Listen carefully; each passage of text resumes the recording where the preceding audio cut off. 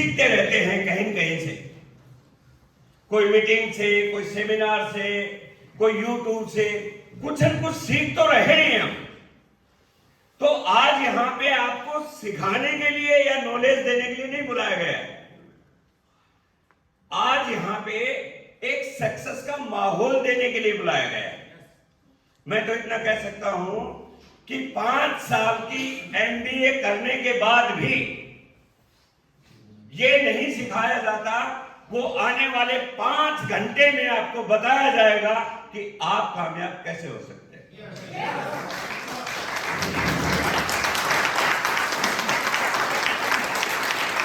तो एमबीए की डिग्री आज यहीं पे करा दें। देखिए यहाँ पे प्रैक्टिकल एमबीए होगा, यहाँ पे वो वाला एमबीए नहीं कि किसी ने बोल दिया और हो गया, क्योंकि बहुत सारी चीजें ऐसी हैं कि वहां पे एमबीए में क्या होता है, वहां पे सिलेबस की बातें पढ़ाई जाती हैं, लेकिन यहाँ पे सक्सेस की बातें पढ़ाई जाएगी। ये डिफरेंट स्टडी है। तो आज हर चीज आपकी ओपन होनी चाहिए, जो लिख सकते हो लिखिए, और ज्यादा लिखने से और रिकॉर्ड करने से ज्यादा जरूरी है कि अपने दिमाग में आप इसको लेके जाएंगे तो ये ठीक है। क्योंकि इस बिजनेस के बारे में सतीश पंडित जी ने एक बात कही है और मैंने खुद महसूस किया है, ईमानदारी से बता रहा हूं। मैं अपनी उम्र के हिसाब से भी बता रहा हूं, और अप्रैल 2005 में मैंने आश्रम ज्वाइन किया था। ऑलमोस्ट 20 साल होने वाले पूरे। ये बिजनेस बिल्कुल मुश्किल नहीं है। आरसीएम बहुत आसान है, बस केवल आपका दिमाग है वो इसके अनुकूल नहीं तैयार हुआ है। जिस दिन ये उसके अनुकूल हो जाएगा, जिनको ये बिजनेस आसान लगता है और जिनको ये कठिन लगता है, उनका माइंडसेट वैसा नहीं हुआ है। जिस दिन माइंडसेट वैसा हो गया, फिर इसको करना आसान हो जाएगा। ये सब लोग कितने साथी इस बात को यकीन करते हैं कि यस, ये माइंडसेट का बिजनेस है। बहुत बढ़िया। और माइंडसेट माहौल में ही पैदा होता है, बाहर कोई ऐसी जगह नहीं कि कोई आपका माइंडसेट कर दे, और आरसीएम का माहौल ही आपका माइंडसेट चेंज करता है। तो इसलिए आपको यहां बुलाने का मुख्य उद्देश्य क्या है कि आपको माहौल में लाना, आपका माइंडसेट चेंज करना, आपका माइंड को सक्सेस का माइंडसेट करना, कि आपकी सोच बदल जाए और आप इस बिजनेस को समझ जाए कि ये है। क्योंकि हमने किसी किताब में पढ़ा कि इंसान की एमआरपी उसकी सोच होती है, उसकी डिग्री नहीं होती है, उसका जातीय धर्म नहीं होता है। मैंने हाईली क्वालिफाइड पीएचडी स्कॉलर को 10-12 हजार रुपए की नौकरी करते हुए देखा, और एक कम पढ़े लिखे व्यक्ति को करोड़ों रुपए कमाते हुए देखा है। इसका मतलब क्या है? टोटल सोच का मामला है। तो यहां पे जो काम होना है वो सोच पे होना है। सोच बदलने के लिए तैयार हैं? तो दोस्तों, आज थोड़ा गहरी बात करेंगे और समझेंगे कि इस इंडस्ट्री में हम कैसे आगे बढ़े, कैसे क्या काम करें, कौन सी ऐसी चीजें हैं जो हमें करनी चाहिए ताकि हम अपना काम अच्छी तरह से कर सके। देखिए, आज जो भी साथी यहाँ पे बैठे हैं, टेक्निकल अचीवर्स, रॉयल्टी अचीवर या स्टार अचीवर, उससे नीचे तो कोई नहीं है। स्टार अचीवर भी वही है जिनकी बी टेक में 1 लाख का बिजनेस है, जो बहुत जल्दी रॉयल्टी बनने वाले हैं। हम सब सीखते रहते हैं, और हमें यह भी मालूम है कि आरसीएम में केवल 2 ही काम करने हैं। एक तो नेटवर्क बनाना है और दूसरा वॉल्यूम निकालना है। लेकिन मैं आज आपको एक बहुत गहरी बात बता रहा हूं, ये दोनों काम जब तक नहीं होंगे आपसे, तब तक आपके दिमाग में ये कंसेप्ट क्लियर नहीं होगी। पूरा खेल है इस दिमाग का, कंसेप्ट का। और मैंने बहुत सारी मीटिंग ट्रेनिंग में ये बात कही है, यदि कंसेप्ट क्लियर नहीं होगी तो आप इसे कर नहीं पाएंगे, और कंसेप्ट क्लियर हो गई तो कोई माई का लाल आपको रोक नहीं पाएगा। तो कंसेप्ट आपकी क्लियर होनी चाहिए। और ये बात मैं क्यों कह रहा हूं? अगस्त 2000 में आरसीएम शुरू हुआ। पहले 3 साल का डाटा निकाले आरसीएम का, पहले 1 साल में पहली एनिवर्सरी में 8 रॉयल्टी थी। दूसरी एनिवर्सरी में 400 रॉयल्टी, तीसरी एनिवर्सरी में 900 रॉयल्टी। 3 साल में जब आरसीएम में प्रोडक्ट के नाम पर कपड़ा था, कपड़ा भी पहले पैंट, उसके बाद पैंट और शर्ट, 3 साल में 1000 से ज्यादा रॉयल्टी थी। लेकिन आज आरसीएम में 700 से ज्यादा डेली यूज के प्रोडक्ट, 12,000 से ज्यादा पिकअप सेंटर, 200 से ज्यादा डिपो, हजारों मीटिंग, यूट्यूब, जूम, एग्जाम्पल। फिर भी लोग 3 साल में रॉयल्टी चोर नहीं बन रहे हैं। सोचने का विषय है नहीं? सोचने का विषय है नहीं? और मैंने पूरे 1 महीने इस पे सोचा है और आज मैंने उसका तोड़ निकाल लिया है। जानना चाहते हो? क्योंकि मेरे फादर अभी बीमार चल रहे हैं और मैं इसे अपॉर्चुनिटी कहूं या क्या कहूं कि वो, मैं ज्यादातर संडे को ही अभी आ रहा हूं आपके बीच में, तो मैं वहां पे रहता हूं उनकी सेवा में, तो मुझे खूब टाइम मिलता है सोचने का। सोचना सबसे कठिन काम है और हम घर में रह के सोच नहीं सकते। घर में रहेंगे तो किचन में बार बार जाएंगे, घर में रहेंगे तो कुछ न कुछ करते रहेंगे, नहीं करेंगे तो आपको काम दे दिया जाएगा। तो सोचने का वहां टाइम नहीं मिलता है। फील्ड में रहेंगे तो टीम के साथ रहेंगे, वहां सोच नहीं सकते।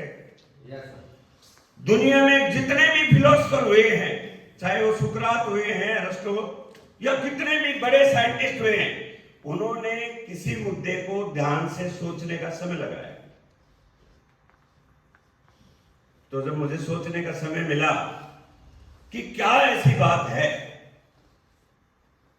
कि जब कुछ भी नहीं था तो लोग रॉयल्टी पे रॉयल्टी आ जाते थे, और आज सब कुछ है तो 3 साल में बंदा रॉयल्टी अचीवर नहीं बन रहा है। जानना चाहते हो? बहुत बड़ा फार्मूला है। जानना चाहते हो? फॉलो करोगे? देखिए, कुछ जानने से कुछ नहीं होगा। यदि आपने फॉलो किया तो चमत्कार होगा। दोस्तों, परमात्मा लिखे हुए लक्ष्यों को पूरा करता है। मैंने लिखा था कि 2025 की anniversary tiger team Bharat host करेगी। कोविड के टाइम लिखा था हमने। हम उस तरफ चल रहे थे तो परमात्मा ने वैसी चीजें हमें शक्तियां दे रहा है, वैसा माहौल दे रहा है, वैसी बातें दे रहा है, वैसे विचार पैदा कर रहा है। और आपको मैं बता रहा हूं कि वैसा फार्मूला भी दे रहा है, बशर्ते कि आप उसको एज इट इज फॉलो करें। इस पे मैंने बहुत मंथन किया और मैंने हमारे जो सीनियर अपलाइन हैं, सुरेंद्र मुखर्जी वत्स, उनसे मैंने 20 मिनट फोन पे बात की। राजाराम सारंग से मैंने आधा घंटा बात की। राकेश शर्मा जी से बात की, अत्री जी से बात करी, गुरुजी दिनेश मोहन जी से बात करी, जो भी सीनियर लोग हैं, दिनेश संजय, जो अपने दिनेश चौधरी जी, उनसे बात करी। और उन्होंने जो बातें बताई तो उससे मुझे अपनी बात के ऊपर जो मैंने सोचा था यकीन हो गया। जानना चाहते हैं उन्होंने क्या बताया? मानेंगे? उन्होंने बताया कि जब आरसीएम स्टार्ट हुआ था, जब हम किसी को प्लान दिखाते थे, कोई प्रोडक्ट की बात नहीं करते थे, केवल एक ही बात करते थे कि यदि आपने इस बिजनेस में नेटवर्क बना लिया, यदि आपने नेटवर्क बना के रॉयल्टी ले ली, तो आपकी आने वाली पीढ़ी में कभी भी पैसे की पाइपलाइन खत्म नहीं होगी। तो आज का माहौल देखिए। पहली बात तो हम फोकस्ड नहीं है, एक साथ 10-10 काम करना चाहते हैं। आपको बुरा भी लगेगा कुछ, लेकिन मैं आपका सीनियर हूं, जो मेरे को नॉलेज है वैसे कहूंगा। पहले कोई 1-2 काम नहीं करता था। जो भी अचीवर का नाम मैंने लिया है, उसने केवल एंड केवल आरसीएम पे फोकस किया, इसलिए वो जल्दी रॉयल्टी अचीवर, वो जल्दी टेक्निकल अचीवर बने। दूसरी बात, उन्होंने कभी प्रोडक्ट के ऊपर ज्यादा बात नहीं की, सतीश पंडित जी इस दुनिया में नहीं है, लेकिन उस महान आत्मा ने 20 साल पहले एक बात कहा था कि प्रोडक्ट इज 10%, प्रमोशन इज 90%। आज मैं आपसे एक बात कहना चाहता हूं, एक बात सवाल पूछना चाहता हूं, जितने भी टेक्निकल अचीवर है, ईमानदारी से बताइए, आप डायमंड क्लब करते हैं अजीत जी, 5000 पीवी करते हैं, कल कंपनी आपको 20,000 रुपए का सामान फ्री दे दे, लेकिन रॉयल्टी और टेक्निकल नहीं दे, क्या आप करेंगे? अरे मेरे भाई, हम यहाँ फ्री प्रोडक्ट लेने के लिए नहीं आए हैं, हम आए हैं फ्रीडम लेने के लिए। प्रोडक्ट के पीछे मत भागो, कंसेप्ट जिसकी क्लियर होगी वो आपके बताने से पहले प्रोडक्ट खरीदेगा। क्या सोचते हो कि सुनील शर्मा को सारे प्रोडक्ट की नॉलेज है? क्या इन्होंने कभी रेट वेट देखा है?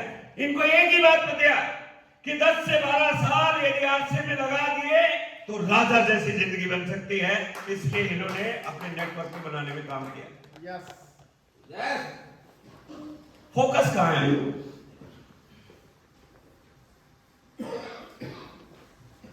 फोकस अपना लाइए एक जगह। देखिए, बड़ा काम करना है तो हमें बड़ी तैयारी करनी पड़ेगी, बड़ा कमिटमेंट करना पड़ेगा, कुछ चीजें जो गलत हो रही हैं उसको भी बंद करना पड़ेगा। हम इंसान हैं, गलतियां होती हैं, लेकिन जो भी गलती है हमें उसको ठीक करना पड़ेगा, और यदि ठीक कर दिया तो सारी चीजें ठीक हो जाएंगी। अब समय आ गया है 10 साल का काम 1 साल करने के लिए, तो क्या आप तैयार हैं? देखिए, जो ये प्लेटफॉर्म है मिशन टेक्निकल, ये शुरू हुआ 2019 में। इसका क्या उद्देश्य था? हमने उज्जवल पाटनी की एक किताब पढ़ी थी, मतलब 2 किताब, जोड़ो जोड़ो जीतो और कितना सच कितना झूठ। कितना सच कितना झूठ में एक लेसन है, पीछे जाके प्रशिक्षण ट्रेनिंग, उसमें लिखा हुआ है यदि कंपनी आगे नहीं आ रही है तो लीडर की जिम्मेवारी है टीम को तैयार करने के लिए, है या नहीं? जिन्होंने पढ़ा है उनको पता है।